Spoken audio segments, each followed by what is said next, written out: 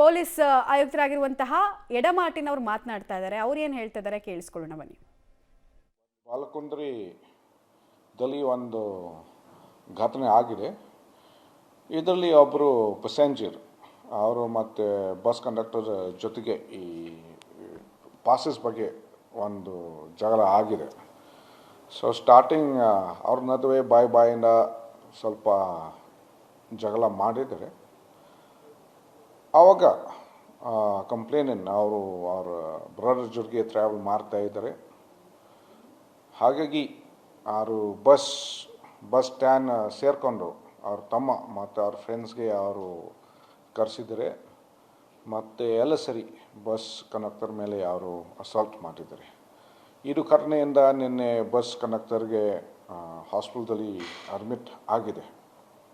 ಅದರ ನಂತರ ಮಾರ್ಯಾಳ್ police ಸ್ಟೇಷನಲ್ಲಿ bus conductor ಕಡೆಯಿಂದ ನಾವು ಒಂದು ಕೇಸ್ ನಾವು ರಿಜಿಸ್ಟರ್ ಮಾಡಿದ್ವಿ.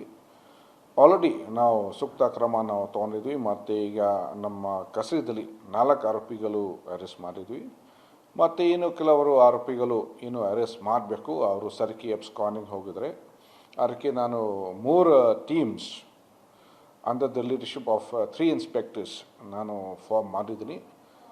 Most probably by today evening ಈ ಗಲಾಟೆಯಲ್ಲಿ ಯಾರು ಇನ್ವಾಲ್ವ್ಮೆಂಟ್ ಇದರಂತೆ ನಾವು ಎಲ್ಲರಿಗೆ ನಾವು ಅರೆಸ್ಟ್ ಮಾಡ್ತೀವಿ. ಅದು ಒಂದು ಸ್ವಲ್ಪ ಹೌದು, ಇದು ಭಾಷಾ ಸಂಬಂಧಪಟ್ಟ ಸ್ವಲ್ಪ ಜಗಳ ಕ್ರಿಯೇಟ್ ಆಗಿದೆ. ಅಂದರೆ ಅವರು ಮಾತಾಡಿದಾಗ ಅಕ್ಯೂಸ್ ಕಡೆಯಿಂದ ಬಸ್ ಕಂಡಕ್ಟರ್ಗೆ ಅವರು ಹೇಳಿದರೆ ನಮಗೆ ಕನ್ನಡ ಬರ್ತಾ ಇಲ್ಲ, ಅರ್ಥ ಆಗ್ತಾ ಇಲ್ಲ, ಅದಕ್ಕೆ ದಯವಿಟ್ಟು ನೀವು ಬೇರೆ ಭಾಷೆಯಲ್ಲಿ ನೀವು ಮಾತಾಡಿ ಅಂತ.